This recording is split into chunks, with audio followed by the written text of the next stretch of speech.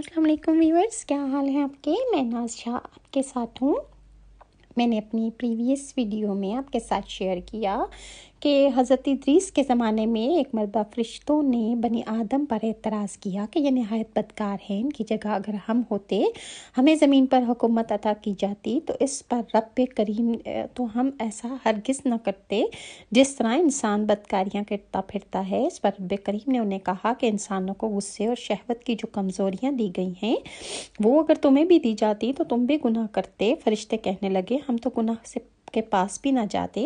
فیصلہ یہ ہوا کہ فرشتوں کی جماعت میں سے 2 اعلیٰ درجے کے پرہیزگار فرشتے چن کر انہیں یہ انسانی کمزوریاں دی گئیں اور انہیں زمین پر اتار دیا گیا، اور ان فرشتوں کے نام ہاروت اور ماروت تھے۔ ان فرشتوں کو شہر بابل میں اتارا گیا۔ چاہے بابل کے سلسلے میں اور ہاروت ماروت کی شخصیتوں کے بارے میں کہ وہ